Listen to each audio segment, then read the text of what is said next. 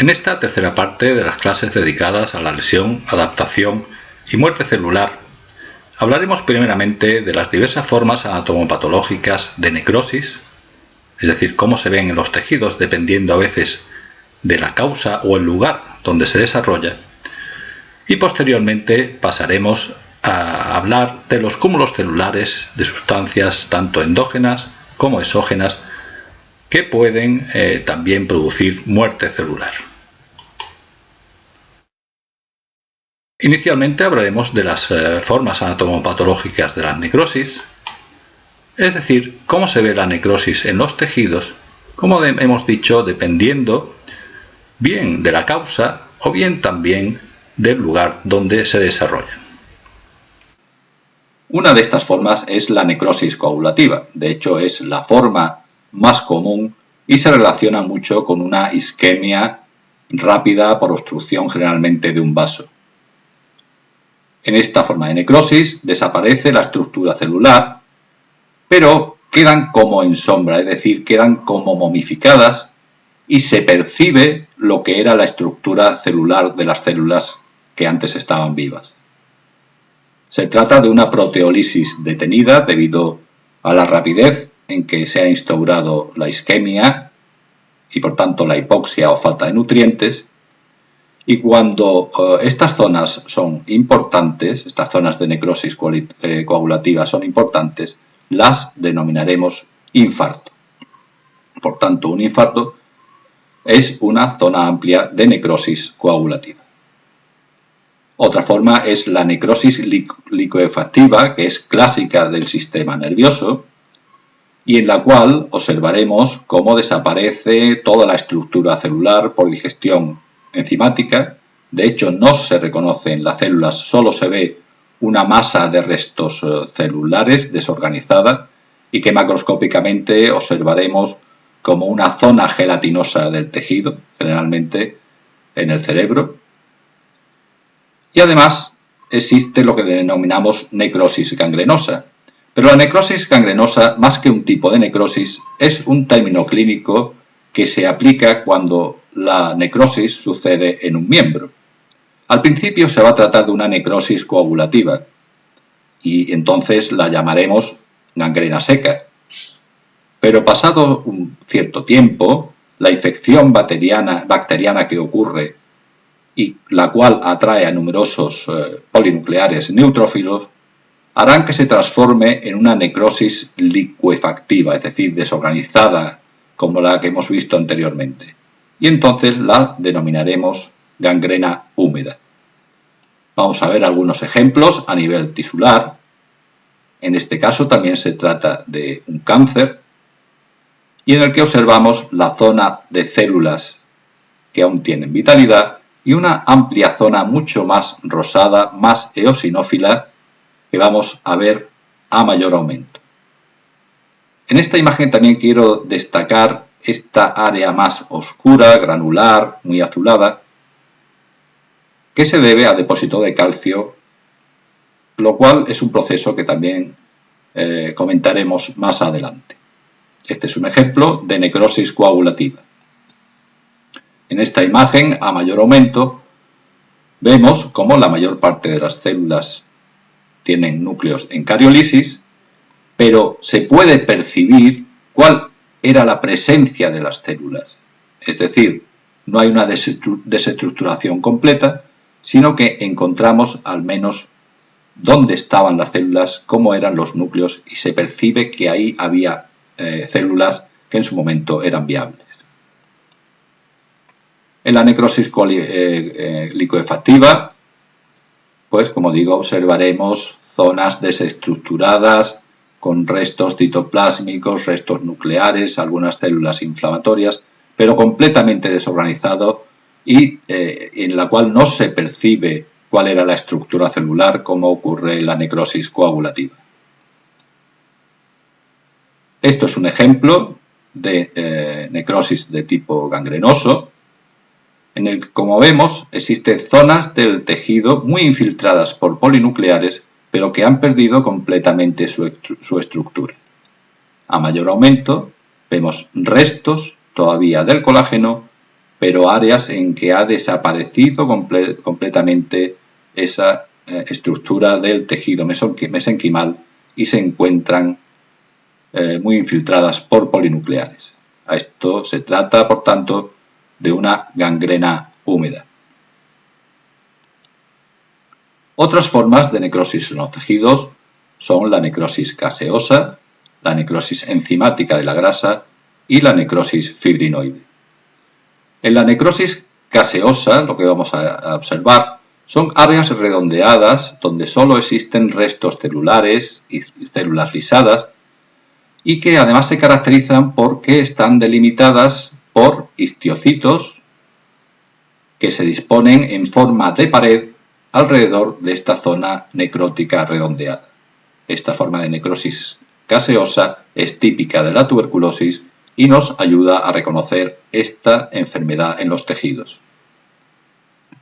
La necrosis enzimática de la grasa es característica generalmente de una pancreatitis y afecta esencialmente a los adipocitos, que aún así mantienen su estructura como la necrosis coagulativa, pero que se ven como velados, no se ven como células redondeadas cargadas de lípidos, sino que se ven con cierto aspecto pintorial velado, como veremos a continuación en alguna imagen.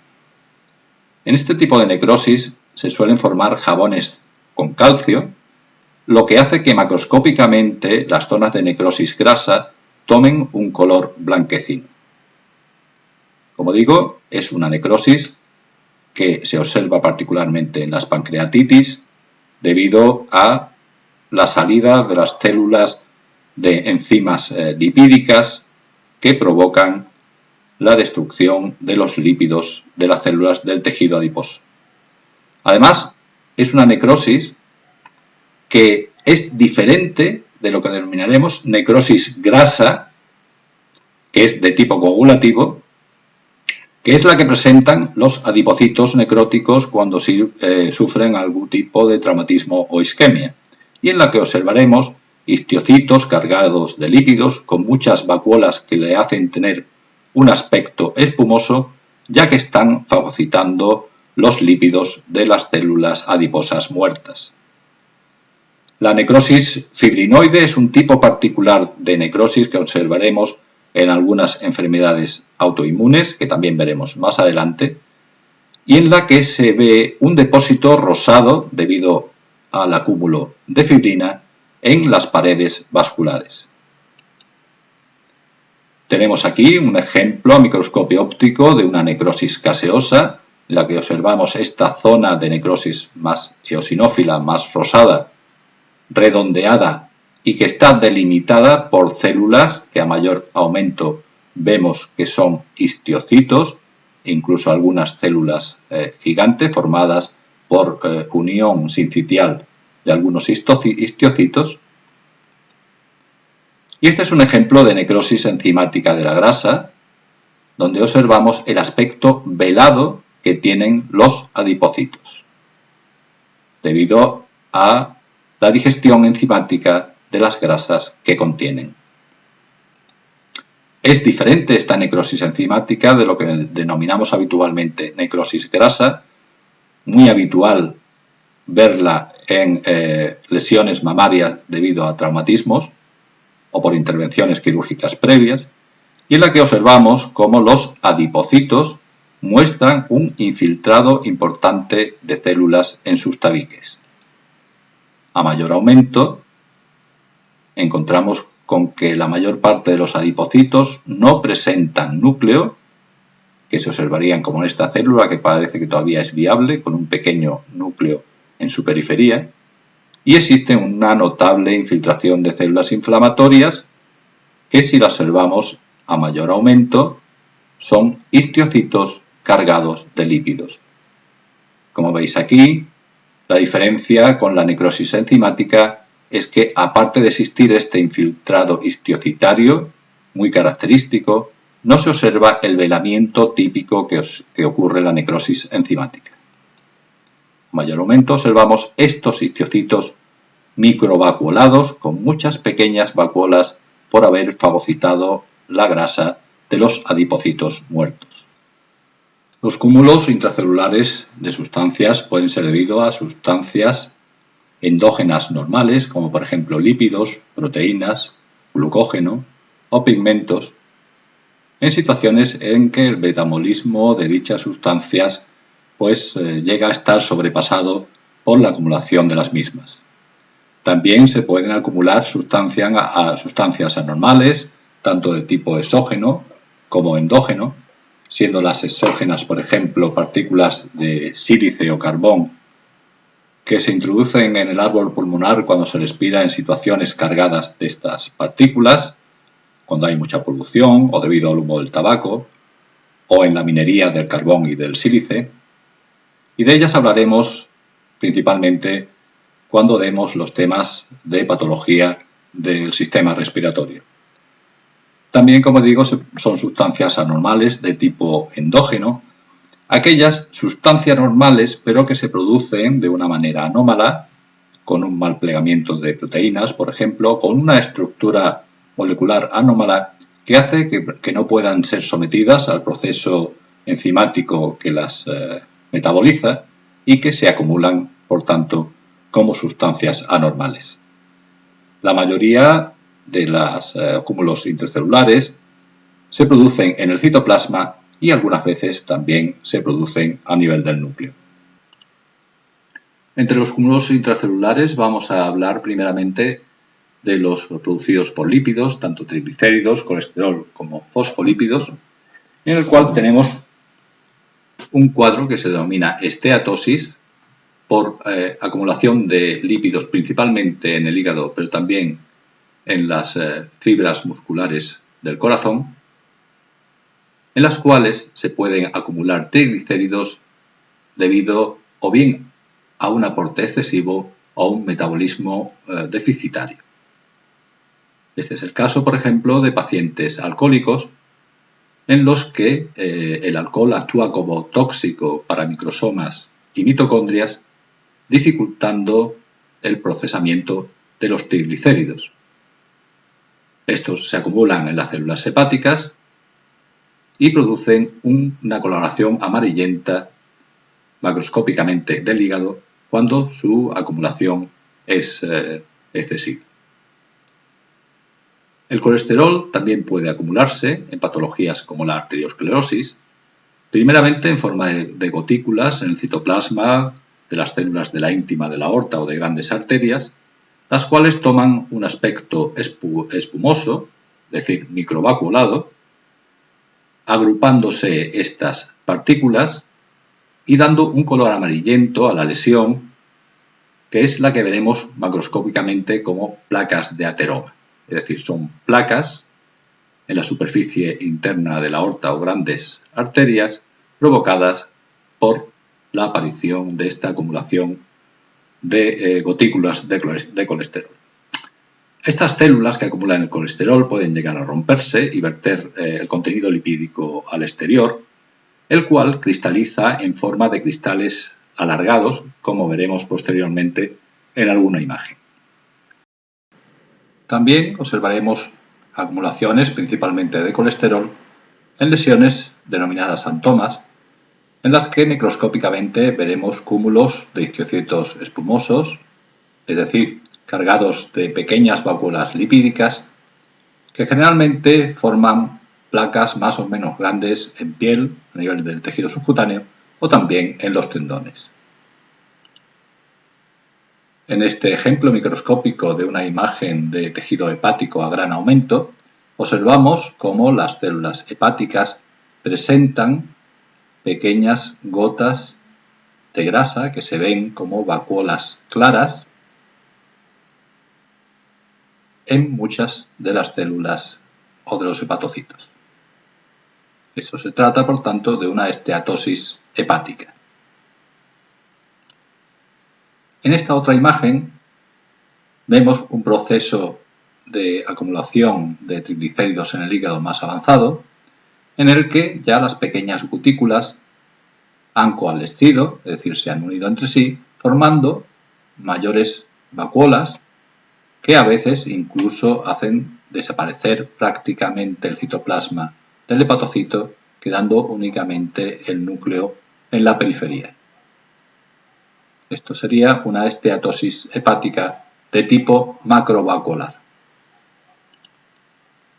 Como ejemplo de la acumulación de colesterol, tenemos esta imagen en la que observamos formas cristalinas, puntiagudas en ambos extremos, de color claro, porque las grasas desaparecen siempre en el procesado histológico, que están rodeadas por células gigantes multinucleadas formadas por la fusión de histocitos microvaculados. A mayor aumento podemos observar mejor estos histocitos con pequeñas gotículas de grasa en su interior y los cristales de colesterol que ya hemos nombrado.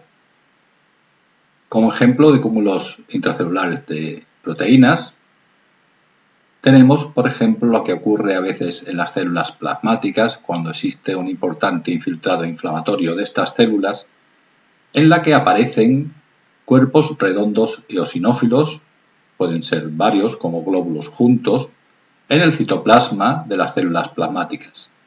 A estos se denomina cuerpos de Russell y están formados por inmunoglobulinas.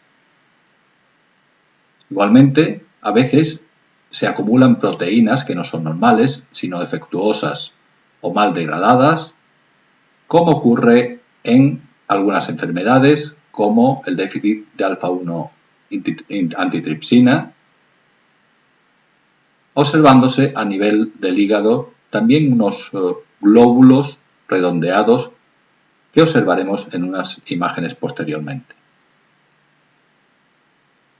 A nivel de las células hepáticas, en el hígado de pacientes alcohólicos, también se pueden ver cúmulos de filamentos intermedios de citoqueratina, lo que denominamos hialina de Mallory, que es bastante característico de esta patología. Las proteínas también se pueden acumular fuera del citoplasma, siendo el ejemplo más característico el de la amiloidosis, donde proteínas anormales o mal plegadas se acumulan, como digo, en el tejido que rodea a las células. Es necesario comentar que el término hialino, material hialino o aspecto hialino, se usa frecuentemente para estos cúmulos de proteínas, ya que las lesiones toman un aspecto rosado homogéneo debido a estas acumulaciones de proteínas. Este es un ejemplo de acumulación de proteínas de alfa-1 antitripsina en la enfermedad que hemos nombrado anteriormente como déficit de alfa-1 antitripsina a nivel de los hepatocitos, en esta imagen a gran aumento, y realizada con técnica histoquímica de PAS que nos sirve para identificarlos mejor. En este otro ejemplo de una vesícula seminal observamos a menor aumento un importante depósito de material hialino, rosado, homogéneo, que está atrofiando los conductos y las glándulas de la vesícula seminal, como podemos ver mejor en esta imagen a mayor aumento.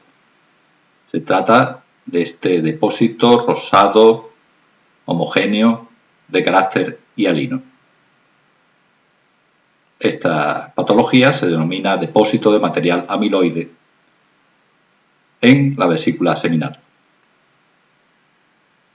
Los cúmulos de glucógeno los encontraremos fundamentalmente en enfermedades genéticas como las denominadas glucogenosis, en las que a nivel de algunos órganos observaremos células cargadas de microvacuolas de aspecto espumoso por acumulación de esta molécula. Dentro de los pigmentos, algunos son exógenos y otros endógenos, siendo exógeno, por ejemplo, el carbón, muy frecuente de encontrar en el parénquima pulmonar y en los ganglios ciliares de personas expuestas al humo del tabaco o a la polución, provocando lesiones denominadas antracosis de color negruzco. Igualmente es un pigmento de carácter exógeno, la tinta de los tatuajes, que se observa a nivel de la dermis. Dentro de los pigmentos exógenos, los más comunes son la lipofuscina, la melanina y la hemosiderina. La lipofuscina es un pigmento que adquiere una imagen granular y de color pardo amarillento y está provocada por depósitos de este lipocromo o pigmento de desgaste, observándose principalmente en células envejecidas del hígado y en miocitos cardíacos, ya que están producidas por la acción de radicales libres y de la peroxidación lipídica. La melanina, de todos conocidos, que es producida por los melanocitos, tiene un color pardo negruzco y se encuentra en mayor cantidad en las células basales de la epidermis, en personas de raza negra o bien tras exposiciones solares, ya que es la responsable del bronceado que podemos tener cuando tomamos el sol. También se observa a nivel de la dermis o también de la capa basal de la epidermis cuando existen algunas lesiones cutáneas. Este es un ejemplo de un ganglio linfático a nivel iliar bronquial en el que, aparte de este ribete de color rojo debido a la vasodilatación y que no nos interesa en estos momentos, observamos algunos pequeños depósitos de material negruzco.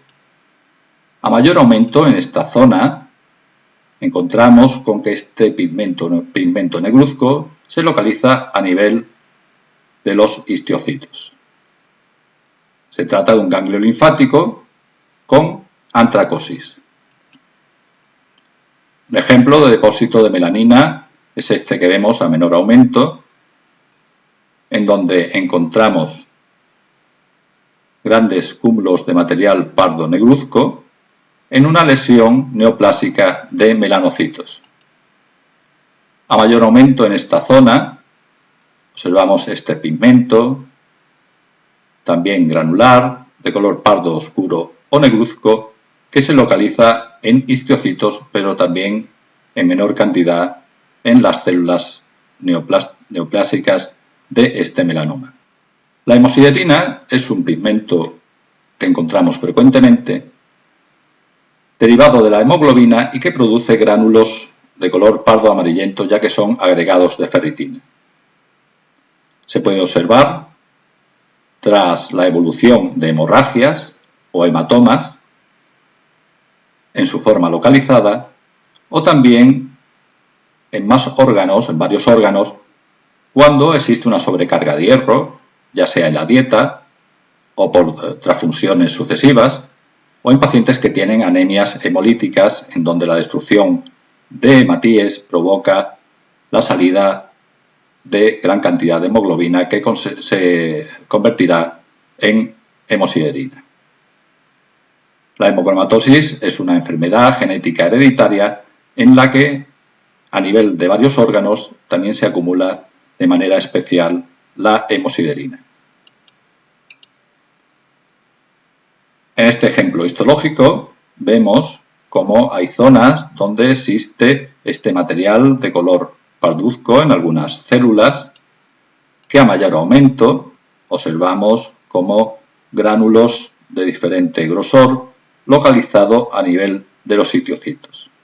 Se trata de un ejemplo en el que ha habido una hemorragia a nivel tisular que ha evolucionado y en donde ya solo observamos los restos de hemosiderina que darán un color parduzco o incluso morado a la lesión y que con el tiempo y la desaparición de estos gránulos de hemosiderina adquirirá un color más amarillento, como se ve en la evolución de los hematomas, hasta desaparecer completamente, en cuyo caso la piel tomará una coloración normal. Además de los cúmulos intracelulares que hemos visto, provocados por sustancias más o menos comunes, existen cúmulos intracelulares de otras sustancias más infrecuentes, pero que provocan enfermedades graves. Tesaurismosis es un término genérico para designar un grupo de enfermedades en las que se acumulan sustancias endógenas o exógenas debido a un déficit enzimático. La mayor parte de estas tesaurismosis tienen un almacenamiento dentro de los lisosomas y comprenden el grupo de enfermedades de almacenamiento lisosómico. Son enfermedades raras, con una incidencia de aproximadamente 1 cada 50.000 nacidos, pero muy graves y que llevan fácilmente a la muerte. La causa es una alteración genética que provoca un mal funcionamiento de alguna de las enzimas lisosomales. Si vemos el esquema de la derecha, en el lisosoma en el que las enzimas son normales, el sustrato penetra dentro del lisosoma y las diversas enzimas se encargan de descomponerlo en moléculas más fácilmente asimilables y metabolizables. Cuando alguna de las enzimas es anormal, por ejemplo la enzima B, lo que se produce es un cúmulo de macromoléculas derivadas de ese sustrato que no ha sido posible metabolizar completamente. Por tanto, se trata de un cúmulo de sustancias no metabolizadas que se acumulan en el lisosoma y que producen la alteración de la función lisosomal y la muerte celular. Las características comunes a todo este grupo de enfermedades, que son muy variadas, son que son hereditarias con una transmisión autosómica recesiva que afectan a lactantes y niños pequeños, en los que es frecuente encontrar hepatoesplenomegalia, es decir, aumento del hígado y del bazo, por acúmulo principalmente en células del sistema mononuclear fagocítico, por ejemplo las células de Kupffer en el hígado o los macrófagos que existen frecuentes en el bazo. Otra característica común es la afectación frecuente del sistema nervioso central. Entre las enfermedades más comunes dentro de su rareza que existen en las tesaurismosis están la de Tay-Sachs, provocada por acumulación de gangliósidos, la de Niemann-Pick por esfingomielina, la de Gaucher por glucocerebroxidasa y las mucopolisacaridosis, la más conocida es la de Hurler, por cúmulo de mucopolisacáridos. Hay que recordar que la glucogenosis también es una tesaurismosis, ya hemos hablado de ella. Sin embargo, no se trata de una enfermedad de almacenamiento lisosómico, puesto que el almacenamiento en este caso es intracitoplásmico fuera de los lisosomas. Y por último hablaremos de las calcificaciones o depósitos de calcio que se producen en algunos tejidos cuando están lesionados o necróticos. El calcio o los iones de calcio de por sí no se ven al microscopio óptico, pero sabemos que se acumulan en la célula y se concentran en vesículas con membrana, en las cuales se unen a fosfato procedente de fosfolípidos de la membrana y forman sales de fosfato cálcico que sí se pueden ver cuando se depositan en los tejidos con el microscopio óptico, ya que llegan a constituir microcristales de hidroxiapatita. Bien, estas calcificaciones pueden ser de tipo distrófico o de tipo metastásico. Las de tipo distrófico son las más comunes. En ellas el paciente tiene unos niveles de calcio normales, pero los iones de calcio se acumulan generalmente en tejido lesionado o muerto, como ya hemos dicho. Esta es la calcificación que observaremos en las placas de ateroma, en las válvulas cardíacas dañadas, por ejemplo, por algún proceso infeccioso, y también en los focos de necrosis de los tumores. Al igual que cuando existe necrosis de tipo granulomatoso caseoso, es decir, necrosis caseosa formando granulomas, o también en la necrosis de la grasa de tipo enzimático.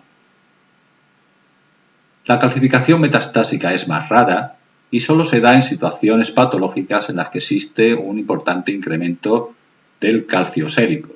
Son situaciones como el hiperparatiroidismo o cuando existe un aumento de la destrucción ósea, lo cual podemos observar asociado a tumores metastásicos como el carcinoma de mama, metástasis en hueso, que hace que exista una importante reabsorción ósea y por tanto una liberación de calcio sérico, o en neoplasias de células plasmáticas como el mieloma que producen una acción similar. En este caso, la calcificación afecta de forma difusa a múltiples órganos y no de manera focal como ocurre en las calcificaciones distróficas que afectan a puntos determinados del tejido necrosado. Aquí vemos un ejemplo de una placa de ateroma. Esto se trata de una coronaria que está cortada de través. Aquí hay otra donde vemos que la pared está engrosada y en la que observamos un material amarillento blanquecino debido a los depósitos de calcio. Por tanto, se observan macroscópicamente como lesiones blanquecinas o ligeramente amarillentas de consistencia muy firme, prácticamente casi como piedras. Histológicamente, lo que veremos a nivel de la pared arterial, en este caso, será, aparte de los cúmulos de cristales de colesterol propio de una placa de ateroma, este microgranulado de color oscuro, azulado oscuro, que en esta imagen de mayor aumento se observa, como veis, a nivel de la placa de ateroma, afectando a las células lesionadas. Por tanto, al microscopio óptico se observan como depósitos granulares, muy basófilos, muy oscuros, de densidad variable, pues pueden tener mayor o menor acumulación, que incluso podrían llegar a formar hueso focalmente, lo cual no tiene nada que ver con la metaplasia ósea que se produce en algunas mesénquimas, como vimos anteriormente. Este es otro ejemplo de calcificación, en este caso distrófica, de una necrosis tumoral, de tejido tumoral, que ya habíamos visto anteriormente. Si aumentamos esta zona más, pues observaremos el carácter granular y basófilo o de un color intenso, azul intenso, casi negro, que llega a coger cuando se acumula mucho una coloración incluso rojiza, que a mayor aumento vemos que está formado ya incluso por pequeños cristales debido a la acumulación de este calcio en forma de hidroxiapatita. Esto es un ejemplo de calcificación de tipo metastásica en un paciente con hiperparatiroidismo, donde vemos que la calcificación es de forma más difusa, puede afectar a varios órganos, y en este caso afecta a la mayoría de los tabiques alveolares de este fragmento de pulmón. Y con esto hemos terminado el tema de lesión, adaptación y muerte celular que habíamos empezado hace 3 clases.